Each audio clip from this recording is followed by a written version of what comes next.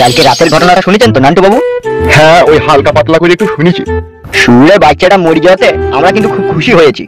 কতদিন যে প্রাণ ভরে নিঃশ্বাস নিয়ে নিগো নান্টু বাবু, এখন প্রাণ ভরে নিঃশ্বাস নিতে পারছি, আর কোনো জায়গা থেকে তার ভয় লাগছে না। তাই নাকি? হ্যাঁ গো নান্টু বাবু। তো কথায় কথায় তো অনেক কথাই বলে ফেললাম, তো যে কথার জন্য তোমার কাছে এসেছিলাম। হ্যাঁ বলো, কি বলবে? তোমার এই গাছে দুটো পেঁপে দরকার ছিল আমার। কি ব্যাপার নান্টু বাবু, পেঁপের কথা শুনতে মুখটা আন্ডাকোষের মতো ঝুলি গেল কেন? 6 পিস পেঁপে আমি রেখে দিয়েছি, 20 করবো বলে। ও পেঁপে দেওয়া যাবে না। কত আশা নিয়ে আপনার কাছে এলাম। আশা করলে কি সব আশা পূরণ হয়? তা অবশ্য হয় না। তাহলে বেশ ঠিক আছে নান্টু বাবু, তাহলে আমি আসি।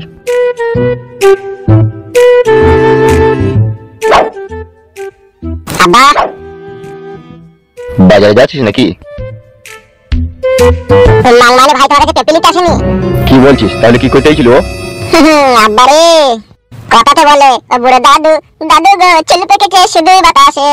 কি আর কি মারছিস? কি বললে হবে আব্বা? তুমি আমার থেকে বয়সে কত বড় তা বুঝতে পারলা না, ধরতে পারলা না। কি বুঝতে ধরতে পারবো? ওই জন্যই তো বললে বুড়ো আব্বা, আব্বা গো বাল পেকেছে শুধু বাতাসে। কেলাবো কেলাসো দেখে কোনি। এই তো ভালো কথা বলতে গেলেই তো কেলানি খাই। বে এটা কি হয়েছে বলবি তো? ও শালা পেঁপে নিতে আসেনি কো? ও মানে এসে বলছিল না যে আমাদের সাহেব মরে গেছে, ও মানে জানতে চেয়েছিল যে ওকে কে মার্ডার করেছে, বুঝতে পেরেছো? তাই নাকি? হ্যাঁ গো আব্বা, মানুষকে চিনা বড় দায়। ওরা জানতো না আমাদের সাথে একটু শত্রুতা ভাব ছিল। কাল রাতে যে ওইভাবে ও মরেছে, তা লোকে সন্দেহ হচ্ছে না যে এই মার্ডারটার পেছনে আমরা হয়তো জড়িত আছি। সেই জন্য ঘরে খবর নিতে এসেছিল পেঁপে লিবার নাম করে। আমি তো কোনো কথা বলিনি, ওকে বললাম পেঁপে নাই। এই জন্যই তো তোমার সাইডে চলবে না, স্যার মাঝে নাই। মানে একটু কইলেও তোমার জ্ঞান বুদ্ধি আছে। বাজারে যাবো, পয়সা দাও। পয়সা কথা বললেই বাড়াতাড়ি চুল কেটে কেন তুমি? এই নে ধর। কি লিবি কি বাজারে? বাজারে হয়তো এটা বললে। কি বললো? 250 পালকি শাক। পালং শাক? হ্যাঁ। 300 লাটা মাছ আর মুসকলাইয়ের নাকি বাল কি বলে, যে বড় বাল বড়িটা কি ভুলে গেলাম গো। মাসকলাই ডালের বড়ি? হ্যাঁ হ্যাঁ। আর কি লিতে বলিস? মাছ তো লিতে বলছিলি, ইলিশ মাছ। ইলিশ কে খাবে? কি আবার খাবে? সবাই খাবো, বাইতে আমরা যে কজন আছি। বেশ ঠিক আছে, যা। আর কচু শাক বাস্তা, কচু শাক নিয়ে নিবি।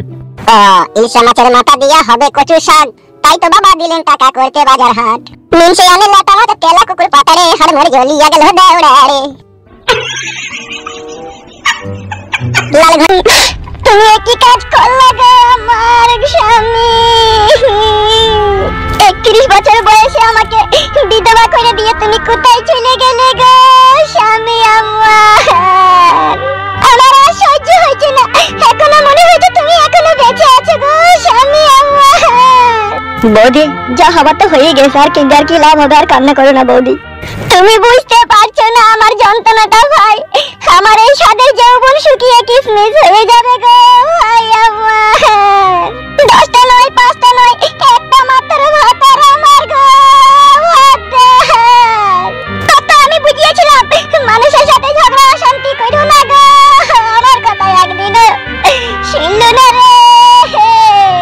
বৌদি এইভাবে কান্নাকাটি করলে তোমার শরীর খারাপ করবে যে বৌদি। সহ্য করতে পারছি না যে ভাই, নিজের স্বামী হারানোর যন্ত্রণা কি কোনো মেয়ে সহ্য করতে পারে ভাই? আমার চোখের সামনে ফটাম ফটাম করে গুলি করে আমার স্বামীকে মেরে দিলে আমি আর সহ্য করতে পারছি না। সাদা কুকুর। হ্যাঁ বলো। বাইরে চল।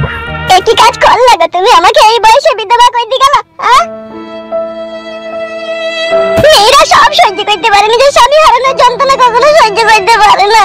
আর তুমি সেই যন্ত্রণাতেই আমাকে দুনিয়াতে রেখে দিয়ে গেলে। বড্ড ভালো লোক ছিল গো আমাদের বড় ভাই, কেজি ওকে এইভাবে খুন করলো। আমার চোখের সামনেই তো খুনটা হইল গো।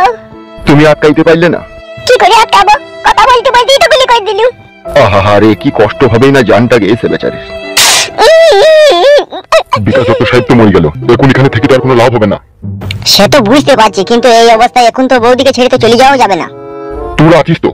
আমি বলি কি, আমি 3 মাস হলো বাড়ি থেকে বেরিয়েছি, বলছিলি আজ অব্দি কোনো খোঁজ খবর রাখিনি। বিকাশ দত্ত সাহেব আমাকে বলেছিল এই মার্ডারটা ওদিকে কইলে 4 লাখ টাকা দিবে, কিন্তু মার্ডার তো ওরা হইল না, ঘুরি বিকাশ দত্ত সাহেবই হয়ে গেল। আমি তো টাকাটাও পাবো না। বিকাশ দত্ত সাহেব বেঁচে থাকলে যা হোক করে আবার তোমার টাকাটার ব্যবস্থা করা হয়তো, কিন্তু সেই তো নাই, যে দিবে সেই তো নাই। তাই আমি বলি কি, আমি বাড়ি যাই, তোরা একটু থাক। বাড়ি যাবে বলছো? হ্যাঁ, তা কি করবো আমি। বেশ ঠিক আছে, যাও তাহলে। তাহলে আসছি, ভালো থাকিস। হ্যাঁ ঠিক আছে ঠিক আছে।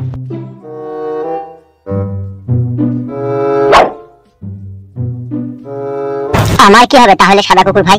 আজকের পর থেকে ভালো হয়ে যা, এই টুপি মুপি খুলে ফেলে দিগা, আর এই দাড়িটাকে কাটগা, আর লোকে যেন আর জানতে পারে না বিকাশ দত্ত সাহেবের লোক আমরা। আমিও দাড়ি ফাড়ি কেটে ফ্রেশ হয়ে যাবো। ঠিকই বলেছো তুমি, বলো। খেপা চুদা, মেন যে আমাদের পেকিং ছিল সেই তো দুনিয়াতে নাইবে। এখন আমরা কোনো উল্টো পাল্টা কাজ করতে গেলে লোক আমাদেরকে কুকুর মারা করবে, বুঝতে পেরেছিস তো? হ্যাঁ সে তো বুঝতে পারছি। বৌদি বাড়িতে একা আছে, তুমি যাও চাচি ভাত মাত খাবার ব্যবস্থা করো গা। আর তুই কোথায় যাবি? আমি বাড়ি যাই দেখি। বেশ ঠিক আছে যা।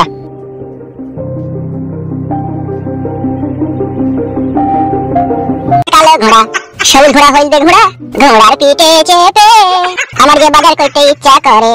বাজারে নেবো ইলিশ মাছ, কলাইয়ের বড়ি, বড়ির সাথে নেবো তেল, হাই রে তেলের সাথে নেবো বালকাটা একটা বেলেট, বেলেটটা নিয়ে এনে বাথরুমে ক্যাকার করে টানতে হবে।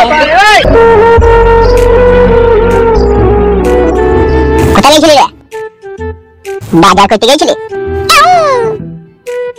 সন্ধ্যাবেলা আমাদের বাড়ি আসিস, একটা পার্টি আছে। কিসের পার্টি বদলা হয়? আসিস তো এলেই বুঝতে পারবি। তা বললো কেন? আমার শ্বশুর মানে তোর কাকা, ও একটা কিসের ইম্পর্টেন্ট কথা তোকে আমাকে বলবে। তো তুমি যে বললো পার্টি হবে, পার্টি মানে তো কি মদ হবে নাকি? হলেও তো মন্দ হয় না। কতদিন খাইনি বলো? শ্বশুর আছে না বাড়িতে, ওইটাই তো মুশকিল। তো ঘুমিয়ে যাওয়ার পর খাবো তো কি আছে?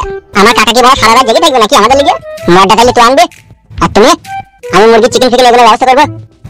পরে পেলে তুই তো আর কাতরা খাইলি বা হয়ে যেমন হয়েছে। কবে তুই আমাকে খাইছিস মদ? খাইনি বলা হয়, মিথ্যা কথা বলছি কেন? বেশ তাহলে এবার একটা ইয়াই কেন দিনে খাবো। আমি আবার সৃষ্টি ছাড়া খাই না। সৃষ্টি খাবো না? অফিসে চয়েস আনবো একটা। বেশ বেশ ঠিক আছে, হবে বেশ। যা সন্ধ্যাবেলা যেন মনে করে আসবি। বেশ ঠিক আছে।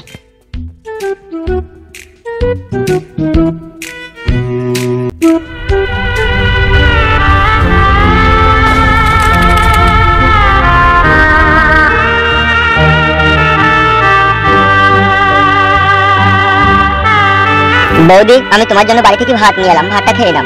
ভিতর দিয়ে আমার কিছু গেছিল ভাই? তা বললি তো হবে না বৌদি, নিজেকেও তো বাঁচতে হবে বলো। এইভাবে যে আমাকে একা রেখে চলে যাবে আমি ভাবতে পারিনি ভাই। কি আর করার আছে বৌদি? আমার 26 বছর বিয়ে হয়ে গেল, আজ অব্দি আমার নিজের ভাতারকে ছাড়া আর কোনো পুরুষ মানুষের কথা ভাবিনি। আর তোর ভাতারের মতো ভাতার হয় না লো, কত ভালো ছেলে ও ফালতু। সেই ছেলেকে তুই কি করে ছেড়ে দিয়ে চলে গেলি লো? আমাদের ভাতাররা তো কত মদ খেয়ে গেঁজা খেয়ে রোজ রাত্রিরে এসে মারে। তাও রোজ রাত্রিরে আমরা ভাতারের পায়ে 250 করে সরষে তেল দিয়ে মালিশ করিলাম। ঠিকই বলছিল রূপা তোকে। আমি আর কোনোদিনও জীবনে এই কাজ করব না বোন, ভুল না হলে মানুষ মাত্র একবার হয়ে গেছে। তা হইলেও গো মেয়ে, তোমার সংসার ত্যাগ করা মোটেই উচিত হয়নি। যাগে যা হবা তো হয়ে গেছে জীবনে। যে ভুল একবার হয় সে ভুল আর কখনো ফেরত আসে না। তবে তুমি আর কোনোদিনও বাপু এই ভুল আর করো না। না যতীন কাকা, আর কখনো কোনোদিনও স্বামীর ঘর ত্যাগ করবো না কাকা। একবার ত্যাগ করি যা কষ্ট আমি আমার জীবনে পেয়েছি সেটা আমি জানি। কষ্ট কি শুধু তুমি একা পেয়েছো গো মেয়ে? ওই ছেলেটাও কষ্ট পেয়েছে, তোমার স্বামী। কষ্ট মানে যতীন কাকা, সে কষ্ট ডালে খালে আটকে গিয়েছিল গো, সে কষ্ট কাটে না আমার। আরে দেখো কাকা, মার কম খেয়েছি গো আমি। আমাকে লোকে মন্দিরে ঘন্টা মনে করে যা বাজিয়েছে সে বলা যাবে না। লোকে তোমাকে কেন মিলল? এক এক গ্রাম আছে গো কাকা, হাবি যাবে উল্টো পাল্টা করে ফোট করে, বুঝলে তো? যদি সঠিক উত্তর না দিতে পারি না তখন বিশাল মারে। আমার আম্মা ছিল মেরেছিল বলে কাকা? আব্বা মেরেছে মানে? আব্বা মেরেছে মানে? ফালতু, ওটা কি তাহলে তুই ছেলে নয়? আমার ছেলে কি কিন্তু কিন্তু মানে তাহলে যাকে কি রূপা বিয়ে করেছিল ওটা কি তার ছেলে নাকি? হ্যালো, আমি আমার আম্মার ছেলে। কে তোর আব্বা? আমার আম্মা এটা এমএলএ মিকান ডক্টর। পারবি লো তোরা, পারবি তোরা। এক বাতারের কাছে শুনছিস আর এক বাতারের কাছ থেকে ছেলে নিয়ে আনছিস।